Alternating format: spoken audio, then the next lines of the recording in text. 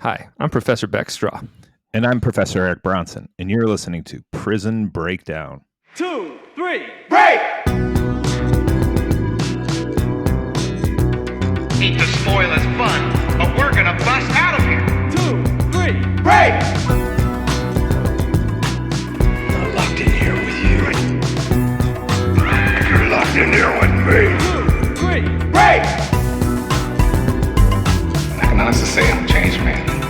No danger to society here. God's honest truth. 2, 3, break! I'm not leaving this cell. I'll get out my way. The right way. 2, 3, break! Ahoy, dudes, and welcome back to another action-packed episode of Prison Breakdown. Ahoy, dude. Ahoy, dude. Joining me is my co-host, Dr. Eric Bronson. Ahoy. How you doing, Doc? Ahoy, ahoy. I'm doing great. How about you? I am outstanding. It is a beautiful day here in sunny Rhode Island. Don't steal Temperature is my probably weather in the report. 60s. Don't steal my weather report, damn it. That's my bit. I need that.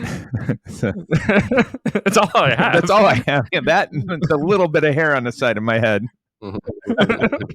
Producer Britt, how are you doing? I am doing fantastic, thank you. It's not a nice day here in Seattle. It's mid 50s, very rainy, not great. That's awful. That's awful. Sorry to hear that because it is glorious here. Well, the good news is producer Britt is coming to visit sunny Rhode Island tomorrow. Yeah. Although it's going to be cloudy like the entire time I'm there. So yeah, you're bringing them with you. Yeah. Oh God, I hate when I am somewhere and somebody will be like, "It looks like you brought the weather with you." Huh? And I'm like, oh. yeah, that is one of those.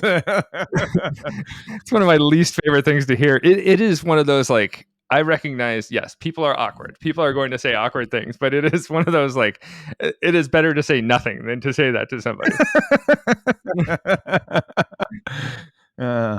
It's too much. It is. So for those of you listening, don't say that to somebody else. Don't say it looks We're like you brought the weather with all you. the time now. Now that we know it's one of your flags. Oh. Now, Eric, you're like the CNN of Prison Breakdown. Would it be the PNN? Prison News Network? Oh, the Prison News Network. I like to think it would be for penne, as in the pasta. Yes, I think you would be like the PNN. PNN. Hey. Fresh news, hot off the razor wire. All right, for today's news, fresh off the razor wire, we are discussing about the compensation that a falsely convicted individual has received. So a New Orleans man who spent 36 years in prison for a crime he didn't commit wins compensation. All right. So this is to talk about him winning this is something. So before I get into the article, what would you want for 36 years in prison? What would be a fair compensation for the two of you? That is a tough question. I know that some states have like a set amount that they give people. Some states have a cap. There's no real compensation that can give you back time, right? Time being one of the most valuable resources. So I would want to be very comfortable for the rest of my life. Yeah. Whatever that means. So I don't know. Maybe we'll say 10 million. 10 million. Okay. Producer Britt, what would you need? I feel like I can't go any lower than like $500,000 a year per year that you were incarcerated. So you want 18. You'd want 18. Like that. Yeah. That makes sense. Mm-hmm. All right. Well, all right. Here we go. What about you? What's your minimum? Yeah, that's. I think some states that have sent out minimum or limits. They're like 300,000 a year or 500,000 a year for each year you were incarcerated. And then some I've seen where just, okay, we're going to give you 4 million or 7 million. Any of the, I mean, it's just like you said, it's the time and it's the loss of memories that you're going to be able to have, experience with family, that sort of thing. Ooh, you know what? I amend my statement. Oh, okay. I think I would want 10 billion and some kind of laws put into effect that put checks on prosecutorial conduct. Oh, so yeah, that's another caveat. I like that. I would also demand to be able to kill the DA with my bare hand. That's prison. if you think about this, for 36 years, the chances that DA is still alive. So yeah, you get to kill their children or their turtle or whatever's surviving their cockatoo or something. Yeah. So a New Orleans man who served more than 3 decades at the Louisiana State Penitentiary, which we will be going to this fall. Hot dog. So who served more than 3 decades at the Louisiana State Penitentiary for a rape he did not commit, will receive $480,000 in compensation. That's it?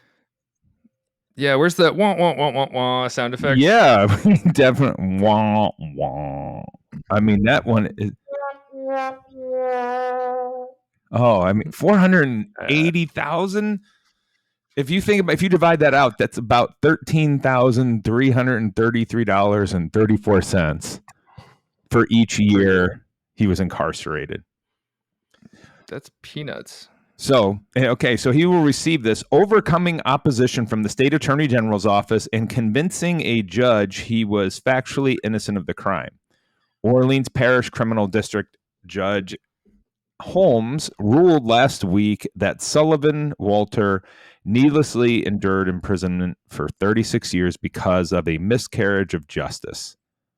The state's Innocent Compensation Fund, which makes payments to people who were wrongfully convicted and who have been proven innocent, has issued checks to what appears to be fewer than 40 people in the last decade.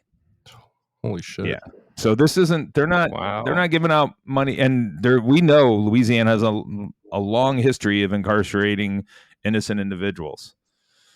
So a jury convicted Walter in 1986 of forcible rape, aggravated burglary, and 2 counts of aggravated crime against nature following the assault of a woman in the Lower Garden District of New Orleans. He was sentenced to 39 years in prison, but nearly 2 years ago, Walter's conviction was rendered void by another judge, triggering his release from Angola.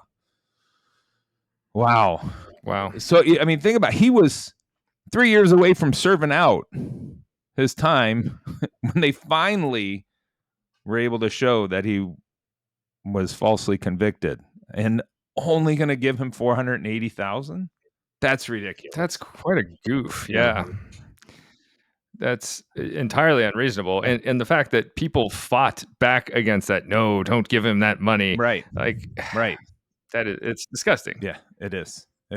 Nothing short of disgusting. And they don't want to admit they did wrong. Right. They don't want egg on their face, even though it wasn't even them that put this individual in prison in the first place. But if you think of, he went in at 17 years old and came out at 53. That is just, what a long, I mean, so much of your life is gone. And from the stress of being locked up, the stressors of being in prison take years off your life. So, for sure.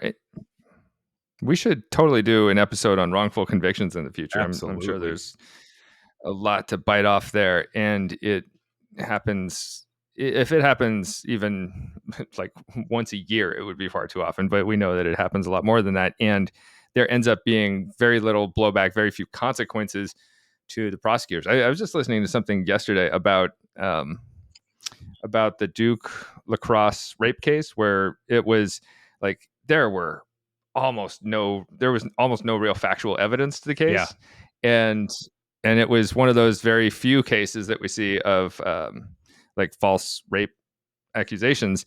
But that was simply put the case here. And the attorney was up for re-election.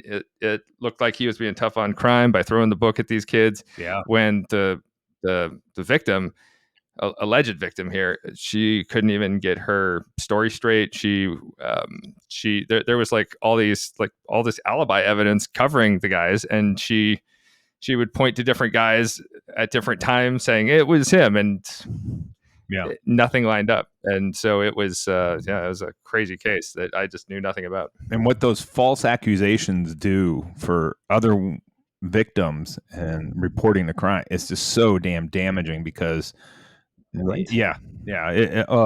anyways, it can make other people's accusations look watered down when their bullshit is like the rarity. It is very much the exception, not the rule. Right. So, but the big thing that come out of this is that his is the longest known wrongful incarceration of a juvenile in Louisiana history, and the 5th longest in the U.S. history, according to the National Registry of Exonerations. So there are 4 people that have him beat. It's talk about gross miscarriage of justice here in the United States. But again, I don't know if you've talked to your students much about this. It always shocks me when I make talk about the old saying, we'd rather let 100 guilty people go before we incarcerate or punish one innocent person. And the students are like, well, maybe 1 for 1. What? What the hell are you talking about? That's when you break out a quiz the next class and falsely accuse them of cheating and see how they react to that. let them be. Yo, that's a great idea. I've done it. It puts the fear of Roger in them because they are terrified they're going to get kicked out. We can thank the ghost of Roger Williams himself. Which actually brings us to my next point. I would like to thank today's sponsor and our everyday sponsor, Roger Williams University School of Justice Studies. Thank you, Roger Williams University School of Justice Studies. For all your justice needs, we have many programs, including criminal justice, cybersecurity, public administration, legal studies, forensic science, and leadership. And I believe we have a minor in military science now as well. Yes, we're the home of ROTC. So for any of you that are looking to get into the field of justice studies at all and are looking for a little bit of financial help, you can turn to Uncle Sam in the U.S. Army and apply for a scholarship. They have 4-year scholarships available for those individuals that are still in high school, but 3- and 2-year scholarships for individuals that are already at the university. So thank you, Roger. Hoorah! School of Justice Am I Studies. right? Yes. All right, and that wraps up the news. I'm really enjoying producer Britt glowering at me over my hoorah. He really did not like that.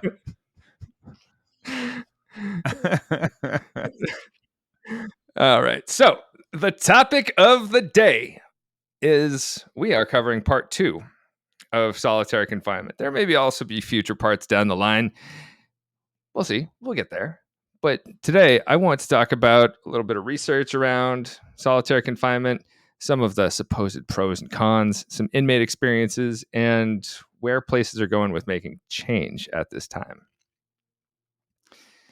Now, there has been a fair amount of research on solitary confinement. We talked about the psychological effects last time and some of the research on that and how solitary confinement affects the brain a lot. It can affect like your eyesight. It can affect your prefrontal cortex with relation to like your decision making, your problem solving, and setting you up for failure in that way. It doesn't necessarily set anyone up for success by locking them in a box with no outlets and nothing to think about, nothing to do. But in one study that we see, Gracian did a psychiatric evaluation of 14 inmates and came up with this idea of SHU syndrome. Now, you all may remember SHU, SHU, is an abbreviation for Special Housing Unit, which is just a really nice way of saying solitary confinement. But individuals with SHU syndrome may experience some perceptual changes, affective disturbance, difficulty with thinking, concentration, memory, disturbance of thought content and problems with impulse control, some hypersensitivity to external stimuli, and distortions of perception, hallucinations, and feelings of derealization. And it's crazy. We also see effects on suicide.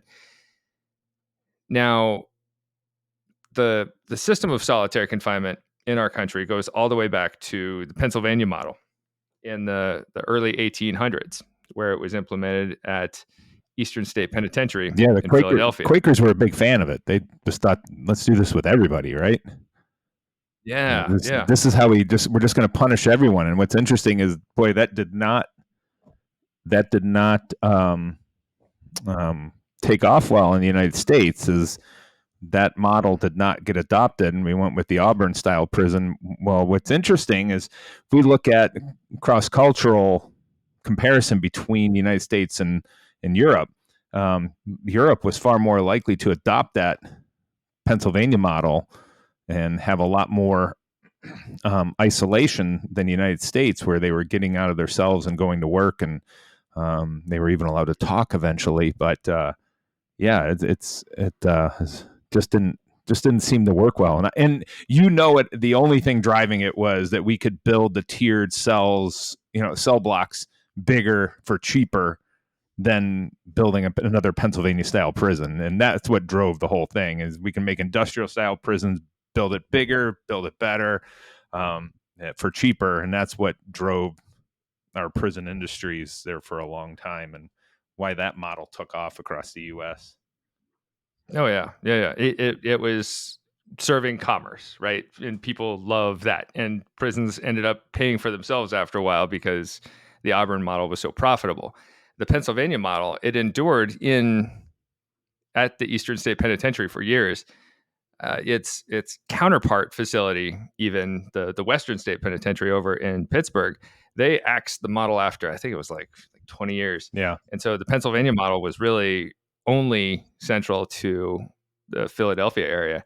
And it's there. I'm reading this book right now on Eastern State Penitentiary called The Deviant Prison by Ashley Rubin. And in it, she examines, like, why did this last as long as it did? And it seems like it's a confluence of factors. Like, there's these administrators, these legislators who kind of push back against, no, we think we know what's right. We think that this is the way. And even when they're recognizing that there are much higher suicide rates, there's like worse mental illness from just single selling people without human contact for even years on end. That it's wild. But they had such an air of no, but this is the right way, that they didn't want to decarcerate or move to a different model. Right. Now, some research on suicide has shown that people who have been in solitary confinement are 78% more likely to die from suicide within the first year. And wow, the study found that the use of solitary confinement didn't decrease rates of recidivism, which refers to just like the percentage of people who are rearrested and reincarcerated after release from prison or jail. But research suggested the time spent in solitary actually increases people's likelihood of offending post-release, especially violent reoffending. That's makes total sense. If you think about it, we're not giving them any assistance whatsoever while they're locked up inside that. They're not getting any social rehabilitation, or we want to go, habilitation, because they've never been habilitated to begin with, and how to act, in social situations. So of course we're going to lock them up and treat them like a caged animal and not give them any type of treatment. We have to expect those recidivism rates to go up. Oh yeah, it's super gross. And they also find that people who are released directly from solitary, like you pop the cell door and you say bon voyage, those folks are actually the ones who have even significantly higher recidivism rates than others, because you're kicking somebody out right to the street from an indeterminate amount of time that they've been spending in solitary confinement, which is just, of course, it doesn't rehabilitate. It's there's no reason why it should. Look to what you're doing to people. Right. It's yeah. Anyways. Yeah. So anyway, the idea does not fix any kind of roots of reoffending. It doesn't teach people anything. It is purely a method of incapacitation that does not do anything beyond that. It is punishing people, but in a way that doesn't help them and can actually make people worse. So I don't have all the answers, but this seems like it's not the answer. Yeah. No, definitely not. And, if we, just talking about those stressors that I mentioned a few minutes ago, for somebody who's been incarcerated and how, they're far less, if you talk about hypertension, we know it's even higher for these individuals who have been in solitary confinement. I believe there was a study in California in 2019 that found that it's 3 times higher for individuals that were locked up in solitary confinement versus those that were just in, high security units. Right. And, we're, going from a maximum to solitary confinement, and finding out that it's that much worse. We're looking for, we're looking for just self-fulfilling prophecy here with these individuals in terms of how they're going to behave, but also their physical health. So Yes, it's like I think I compared it to the mean dog last time, where if a dog just gets kicked and kicked and kicked, it's not going to be a nice dog. This is what we're doing to people. Right. Yeah. Now, I want to go over some of the pros and cons, and maybe we can make a counter argument for some of these as well. Some of the pros that people see around solitary confinement is it can be used to separate inmates that are at risk of harm from others or at risk of harming others. What do you think about that as an argument for solitary confinement? Well, I mean, I know what, I remember hearing, well, it's the prison inside the prison. It's for those people we can't get to follow the rules, or that, refuse to follow the rules, or are danger to themselves or to others inside the institution. There's such a wide range of behaviors that is included to separate individuals over to those special housing units, that it becomes such a weapon for the staff to be able to use, and a threat. Whereas, if we look at what behaviors should put people in those types of situations, where if they really are a danger to the safety of others or themselves, or if they're damaging the institution, that should really be it. But having an inmate who happens to walk in the grass rather than on the sidewalk shouldn't be one of those where, that we're sending them over to solitary confinement. But yet I know situations where that's happened. It's That's wild. But yeah, I totally agree. If we're looking at carrot and stick options, it's definitely on the stick end of consequences. But and it may serve as a form of deterrence for certain situations to, hey, don't fight. If you fight, you're going to get sent to solitary confinement. But maybe it's not a good long-term solution. Well, not only that, it's not a good long-term solution. I just think, though, and I'm sure you've seen situations too, where if an officer feels like they've been disrespected by an inmate, they'll find something that they said and send them over to solitary confinement. And that just, you've got people that are in prison. Obviously, everybody's going to be stressed from that situation. And when we're dealing with inmates who most likely have not developed the social skills to deal with things such as conflict, they're going to get loud, they're going to swear, and that shouldn't be the situation where an inmate gets sent over and then they end up there for long time periods, and it's a negative situation. For sure. And like if two people are fighting, it maybe use it for a very limited amount of time as an adult timeout. Yeah, you two go to your separate corners, Right. take a timeout, take a breath. But using it for days, for weeks, for months, and even some people for years on end is poof. Yep. unimaginable.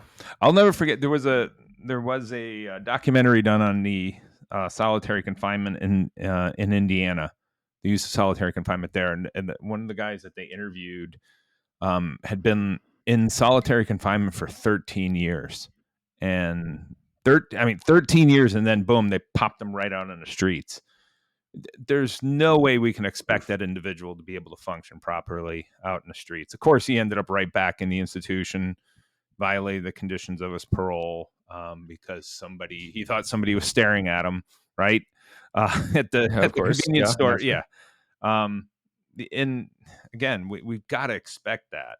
So Yes, we're not giving people social skills. If somebody even looks at me, I might think they're staring at me because I haven't been around people who look at me or talk to me, or everyone around me is either the corrections officers or imaginary, or they are maybe an inmate in the cell down the way. But we don't have person-to-person contact very much. Now, I know what that's like. Now, I know you don't. You're used to people looking at you. All right, when you're the eye candy of Prison Breakdown, you're used to it. But me, I'm not used to people looking at me. So when I go out in society and someone does, I'm right there with the inmates. What are you looking at? They're staring right at you. You looking at me, boy?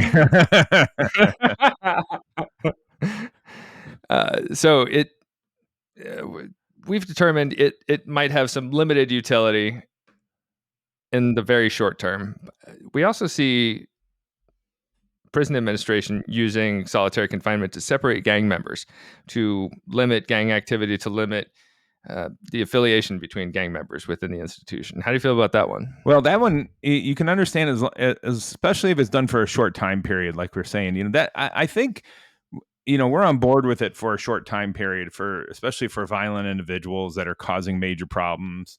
If you find out you have some, especially gang leaders, because that's what I know they like to use this for, and you're going to pop them in there for a couple of days and then move them to another institution where they're going to be in general population, that I'm okay with that. But if you're just, somebody said you're the head of a gang, we've got reason to believe you run a gang, so therefore you're going out to Colorado for, in the federal system to live 24 hours a day in solitary confinement.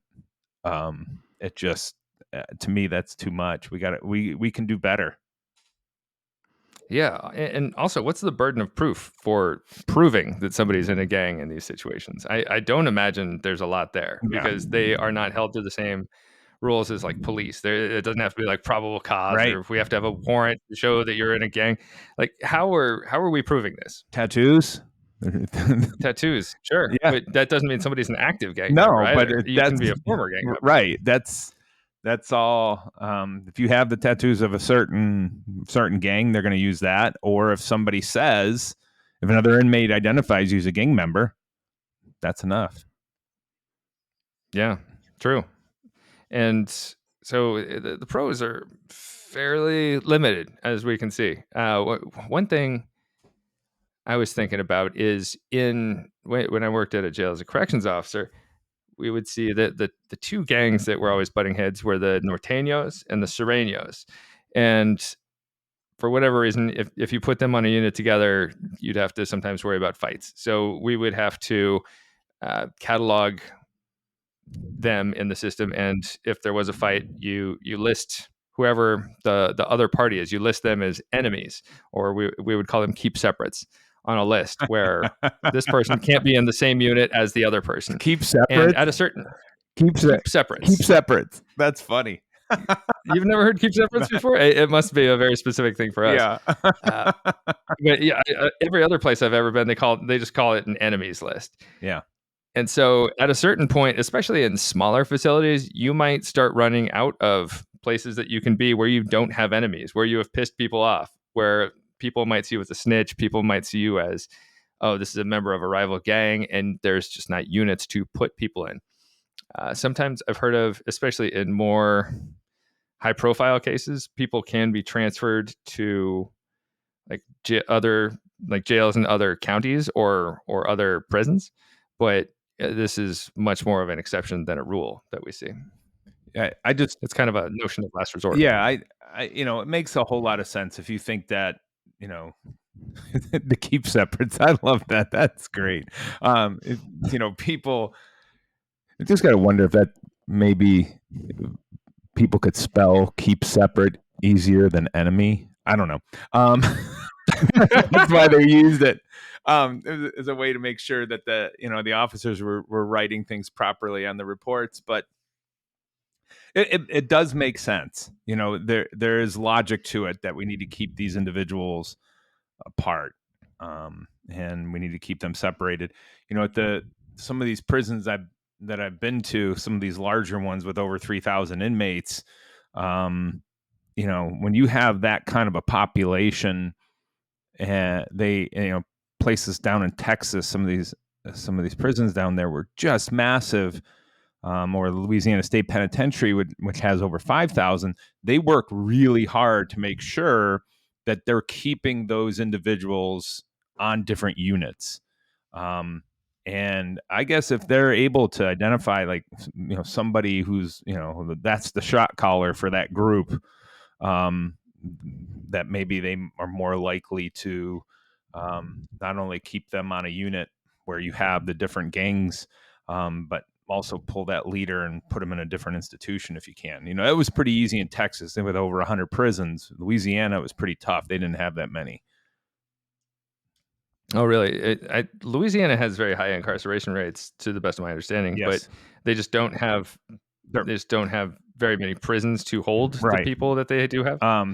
You gotta. Nobody lives in that state, so that's part of the reason why their incarceration's so high. But yeah, they have a much smaller amount of prison. Again, when you compare it to Texas, which is over the top with the number of prisons they have, I think they might be up over 110 right now. I can't remember for Texas, but if I remember correctly, Louisiana has less than 10 prisons. They have 8 or 9 prisons. And then when you have, the murder capital of, you're the state that's the murder capital of the United States, you're going to have a lot of people locked up. But, obviously it keeps the price down if you don't have a whole lot of prisons to run. They just keep building new units over at Angola and throwing more people in there. Yeah, or we can reach out to some private prisons and get involved in that whole deal. Yeah. Awesome. Great. Well, I just found it. They have 8 state prisons, and they have one private. That's very surprising, but I guess it does make sense as to if nobody lives there. It's an empty state. Other than Baton Rouge and New Orleans, Alexandria, the state's empty.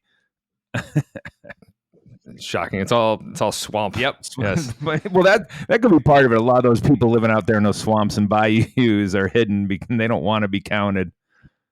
Old Boudreaux and Tibergro. What's the difference? I don't actually know this. What is the difference between a swamp and a bayou? So the bayou is something that, if I remember correctly, the bayou is a moving body of water. Swamps don't have to be. So the bayou is kind of like, if I'm right, and I have to look it up here. It's kind of like it can be a chain of swamps together. Let me look it up real quick because I don't want to be wrong. I hate being wrong on here because I get mocked like crazy. I looked it up. You're absolutely correct. Okay. Yeah, I fact checked you. Okay, good. Live fact check. You're good. Excellent. So it's like a swamp on a river or a stream. Yeah, and if we're saying it like a good Cajun, it's bio. Yes. I will not be engaging in cultural appropriation on this podcast. Now time for some cons of solitary confinement. So we've discussed their psychological effects, there's physiological effects. We know that it's not effective when it comes to limiting violence. We already talked about that. People have argued that it's inhumane treatment. And people have claimed that it violates constitutional rights. Anytime it's been brought before courts, we have rulings in favor of continuing the practice of solitary confinement. So we have not, the courts at least have not found for anything on that end, but I definitely could see why and how you could make that argument. We know that the results are really mixed on whether it actually helps reduce prison violence. Some studies say people commit less violence when they get out of solitary confinement. Some studies say people commit more violence. Some studies say there's no difference. So we need more data on that. We know it increases recidivism, and it is such a costly proposition. It is a very expensive thing to pull off because you are requiring more staff to be in a unit that uses solitary confinement, fewer inmates, more staff, and cells that are built specifically to house these folks. So it's a lot more expensive all around. Yeah, and plus we would hope that on these units that, that are more expensive, and you're single bedding people, single selling, I should say, single selling these individuals, that the staff who are working them are being diligent about checking on them to ensure that anybody that might be a danger to themselves is not hurting themselves in the cell. But we know there are plenty of examples where staff get lazy and they don't do checks every hour or half hour or 15 minutes like a lot of them need to do. You would hope that that they can get up off their seat and go walk down a cell and just look in that cell to make sure that person's not hurting themselves. Oh, yeah. Toward the end of my time working as a corrections officer, they had actually installed, just to try and combat the problem of complacency, the administration installed like these little ports throughout the unit, and they gave each of us this pen. It was like an electronic pen, and you had to touch it to each of the ports to show that you were doing your checks. And I was a month or two out from leaving and going to my PhD program, and I said, I'm not going to do that. I do my job. I'm on camera. I have accountability. Look. If you need confirmation that I'm doing it, I did everything I was supposed to do. I hated the idea of this like complacency check on myself, but I definitely could see how it's useful for using it for other people. I was also a foot out the door, so right. So I did not let it concern me because I knew that I had mentioned it to my sergeants. And they said, "Well, just keep doing your job." Well, it's one of those. It's someone who can't stand being in one position for too long. I'm constantly wanting to move. I loved being able to, okay, I got to go up and do a round, go up and walk, catwalk around the cells and come back down and walk, and then go sit down for a minute and then do it. I would much rather be up walking around than just sitting. But I know that's not normal. So, and once you're told to do something, it becomes completely different. I agree. Yeah. Especially you wanting to rebel. It's a very limited rebellion, but it is enough of like, no, I'm not going to do that. That feels demeaning to me as an accountability check when I am the one who is actually constantly doing my job. Yeah. Though I know it is needed for many. Yeah. Now, I do want to talk about some inmate experiences. Let's start with Cesar Villa. It's a gentleman who was incarcerated in Pelican Bay in California.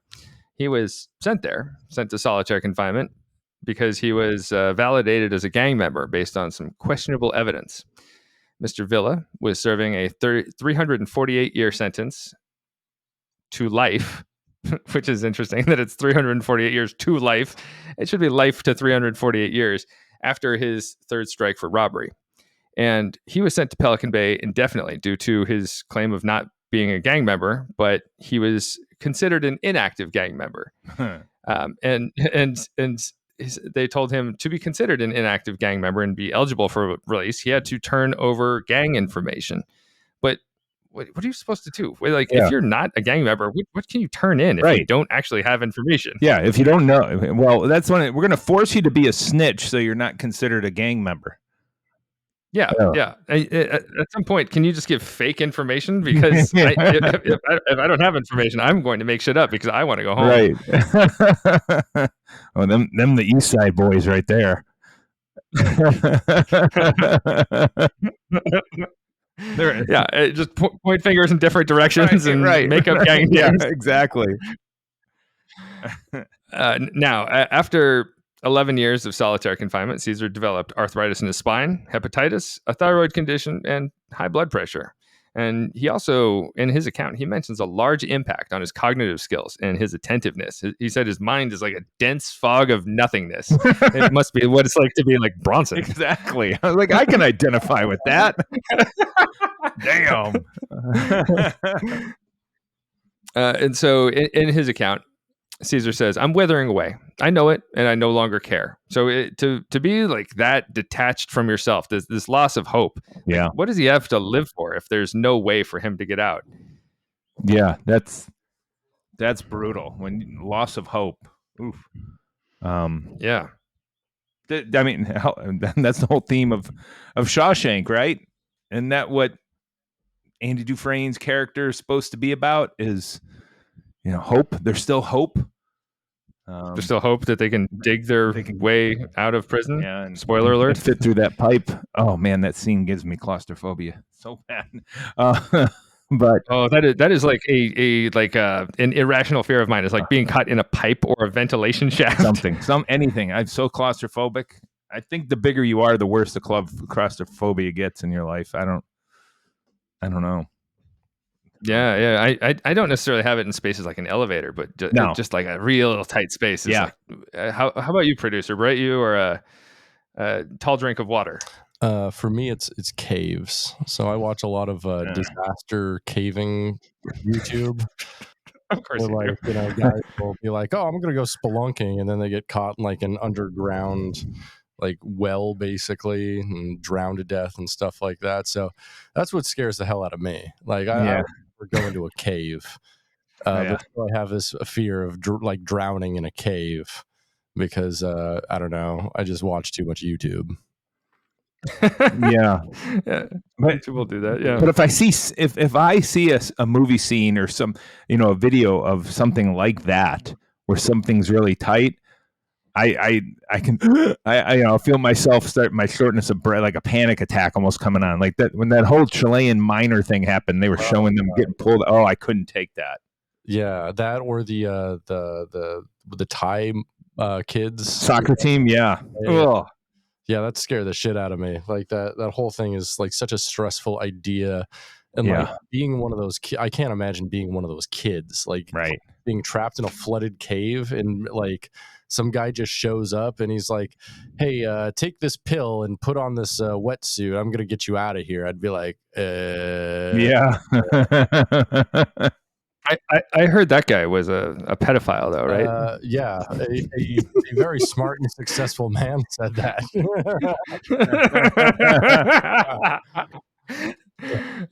Yes, Mr. Musk, thank you for your inadequate knowledge on many things.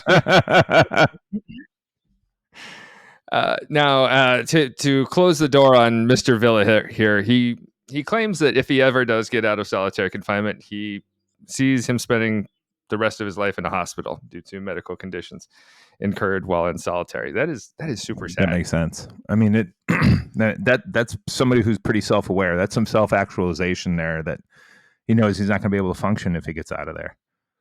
Yeah, it's like a lack of hope. Going back to the Andy Dufresne, he just doesn't have hope for his future. Yeah. Now we also see this in another gentleman, Cesar De Leon, who is incarcerated at the Waupun Correctional Institution in Wisconsin. And Mr. De Leon, he would harm himself to give himself a sense of reality. He spent 15 years in prison. He was in and out of the shoe, and he would engage in self-harm just to make something happen in his day, just to have some control over his life. That's so sad. To feel something, right? Yeah. Yeah. It's like why we see, if anyone has ever read In the Belly of the Beast by Abbott. Yep. He talks about how he'd fight corrections officers just to get a change of scenery, and he'd get the shit kicked out of him, but just for something different. Yeah. Just to have some kind of excitement, something different, something, for some of us to see some color, right? Living inside those gray walls of that cell, that red blood, that shows some life. I mean, it's gruesome, but that's what they're doing. They want to see something or feel something or experience something different. And of course, that just makes their stay that much longer. Right? It doesn't help their case for getting out, but it is at least giving them this moment of respite, even if it is painful, even if it's harmful to themselves, literally, in every way. Right. We also get this guy, Anthony Gay, who would slice open his neck, his forearms, his legs, and genitals hundreds of times. And he stated that he harmed himself because it allowed him to come into contact with other humans, at least for a little while. And he liked the attention. And he did this over 20 years in solitary confinement. But he's harming himself. He's making himself bleed just because he gets to go to the hospital, or he gets to go to medical to see somebody who can check him out, because it is giving him human contact, which is a hugely lacking piece of being in solitary confinement. And it's something that we might not think about that much because it's often taken for granted. Just a hand on a shoulder, or a handshake, or a hug from a loved one. Just these small things, they add up if they're not. Yes, we are social beings, and that just goes to put an explanation point on that idea that we are social beings and we need human contact to stay sane, to stay normal, whatever our normality is. Yeah, completely agree.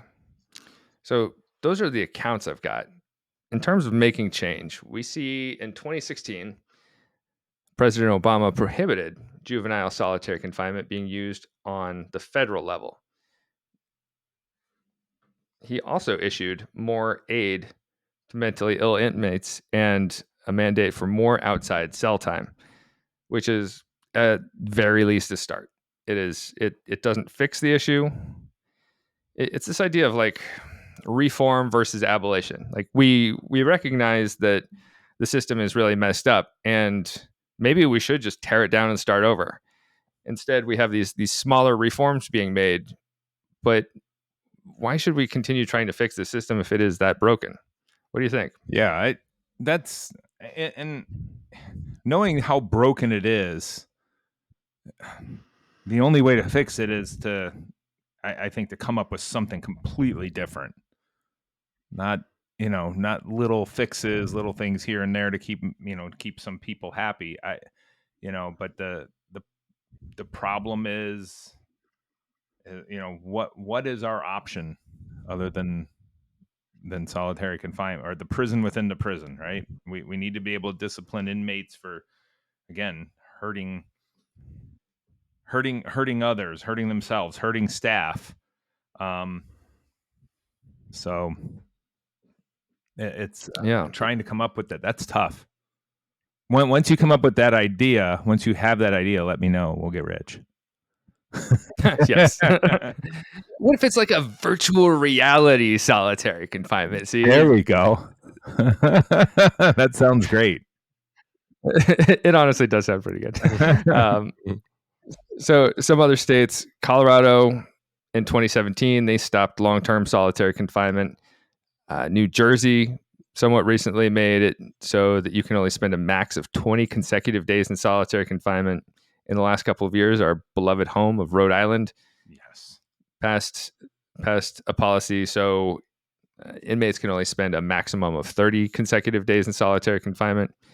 And very notably, New York in 2021, they passed this state law that began in March 2022, ending the use of long-term solitary confinement statewide. So you can only have 15 consecutive days in solitary confinement in the state of New York. It also bans solitary confinement amongst a bunch of populations. So any inmates who are younger than 22, no solitary. You're older than 54, not going to happen. If you're disabled, pregnant, in the first 8 weeks of postpartum, or you're caring for a child, they're not going to use solitary confinement. and so limiting solitary confinement, and they also require prisoners to be given up to 4 hours of out of cell programming, including at least an hour of recreation every single day. So that's a step in the right direction, I would say. Definitely, those are some really good ideas about how to reduce the impact of long term, long term use of solitary confinement. I love the idea of making sure they're getting some type of exercise or outside that cell time, even if it is just an hour a day. But as long as they can get out of there for a little bit, maybe interact with somebody, have some kind of discussions with other inmates. It's time to be social. I'm not saying they can even because I know down in Texas, when they move them from solitary confinement, if they've been behaving, they move them from their cell to a 12-foot by 12-foot by 12-foot cage that are spaced out. So that's their rec time. So they got back, but they can talk to one another when they're in there. So I think that's a tremendous opportunity for at least the state of New York to be able to move in the right direction for limiting the use of solitary confinement. Certainly. And they implemented new screening tools too. So if they're putting someone in solitary confinement, prior to doing so, they have to screen for self-harm and suicidal ideations prior to putting someone in solitary confinement, which is a great step. Yeah. They've also created new residential rehabilitation units. Now, you may remember I said they're only allowed to put inmates in solitary confinement for 15 consecutive days. So this is where inmates go if they're going to exceed those 15 days. And these residential rehabilitation units are separate housing units that provide therapy, treatment, and rehabilitative programming. And here, inmates are given 6 hours out of their cell for programming, services, treatment, and meals, plus an hour of recreation without restraints every single day.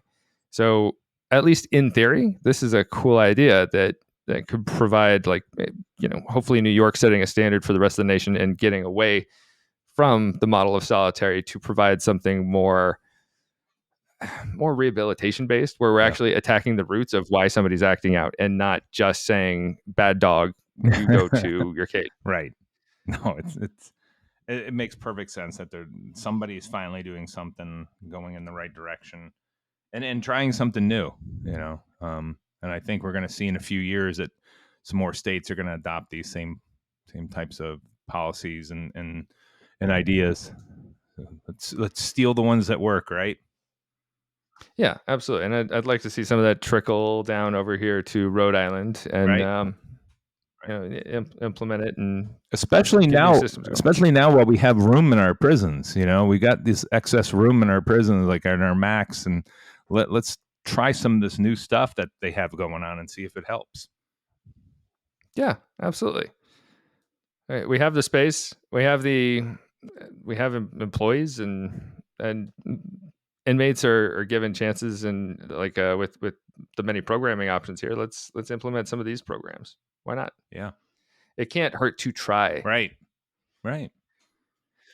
Well, so let's leave it off on that optimistic, shall we? Absolutely. Sorry, what were you going to say? No, I was just going to say, we got people like us that are willing to help the state, run these types of programs. I know it's the damn politicians that don't want to do it because if something goes wrong, then they don't get voted back in. But anyways. True. And any kind of tax money, like taxes are not popular. They want to remain popular politicians. Right. It's very annoying. Yeah. Yeah. Right.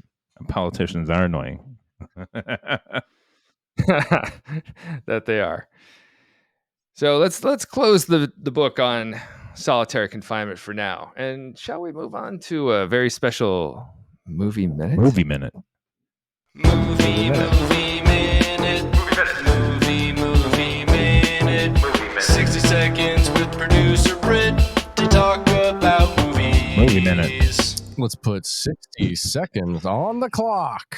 So, last week, you fellas sentenced me to a certain movie. 2024's Ricky Stanicky. I love the name. The name alone is funny. Yeah. So Ricky Stanicky from 2024 is the newest film from Peter Farrelly, one half of the Farrelly brothers. and co-writer Jeff Bushnell, the writer of Beverly Hills Chihuahua. Oh, I hear that's good. It's the story of three friends who make up a friend to excuse them from trouble by blaming it all on a fictional character, the titular Ricky Stanicky. In one such instance, they go to Atlantic City and meet an actor who does masturbation parodies, played by John Cena. In desperation, they hire him to play the fictional Ricky Stanicky. Unfortunately for them, he plays it far too well and begins to overtake their lives. The hires him, leaving the friends to scramble to try to remove him from their lives before their ultimate lie comes crashing down on them. So, I know y'all were expecting this to be a solitary confinement of my own. I'm going to be honest. This was a fairly funny, well-acted, not very smart, but not entirely dumb mid-budget comedy. And I love to see a mid-budget comedy succeed. This movie was fun, maybe just a bit too long, but a good comedy outing for John Cena, Zac Efron, and William H. Macy. I really didn't hate it.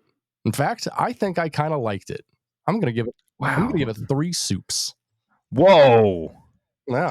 Double whoa. That's 2.5 more than I thought you were going to give him. I was not expecting this at all. Like, I looked at the cover and I'm like, this is going to be a 1 soup film.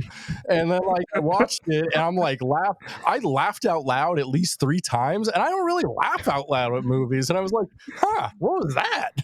Oh, that's weird. It's wild. It's unexpected. Did it have much of Providence, Rhode Island as a character in the film? So it talked about Providence here and there. However, the entire film was filmed in Melbourne, Australia, in place of Providence. It takes place in Providence, but filmed entirely in Australia. Wow. Yeah. No exteriors or anything? There's one street shot that I'm like, I know that place. That's Providence. That's like right as you're like coming down the hill if you're going to like the mall from your old place in like East-ish Providence. So there's like one shot where I'm like, I'm pretty positive that's Providence. And then that was it. Well, this was an unexpected success. I do have one question. Mm-hmm. What is a masturbation parody? This was actually one of the funniest parts of the film. It's kind of like what I do with music. It was basically he took like karaoke versions of songs and then just made them about masturbation.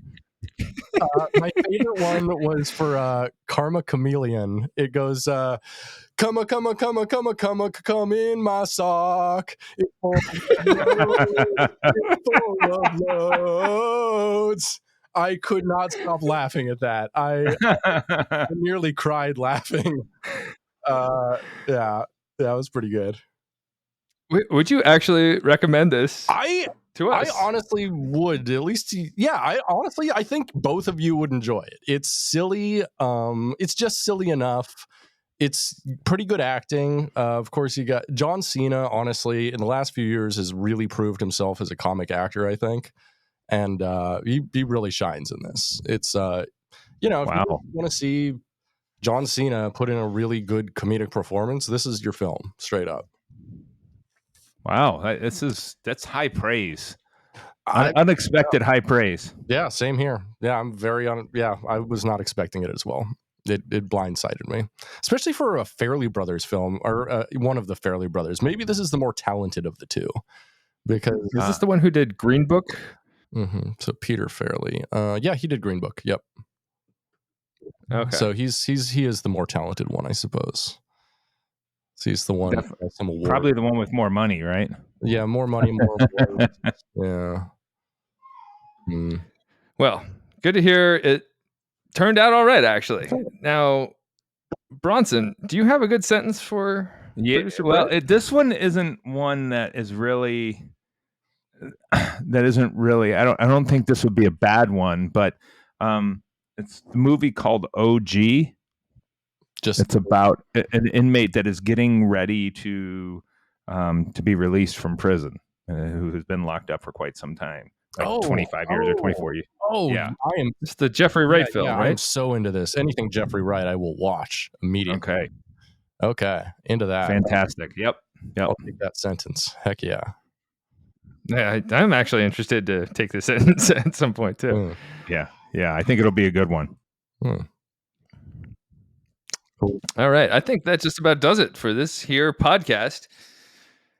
Thank you for listening.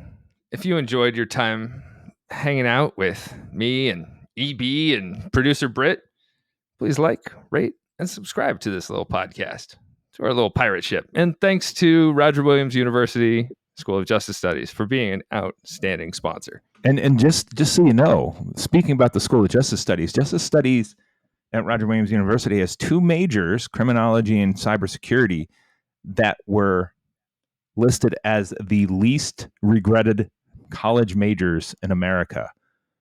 They are tied for number one. So cybersecurity and computer information sciences and criminology are tied for number one of the least regretted college majors in America, and we have two of them right here in our school. That's surprising because college is all about regrets. At least it was for me.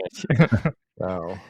Now, isn't there like a more positive framing that we can use for this instead of least regretted? Like Sure. most. Sure, it's Most the percentage of unregretted. graduates who will choose the same major again. 72% of people who majored in criminology would major in it again, just like computer information systems and cybersecurity. The most regretted, or percentage of graduates who would pick a different major, journalism at 87%. Wild. Interesting. Yes, wild. thank you, Roger Williams University School of Justice Studies. Thank you, School of Justice Studies. We appreciate you. And now I believe it's lights out.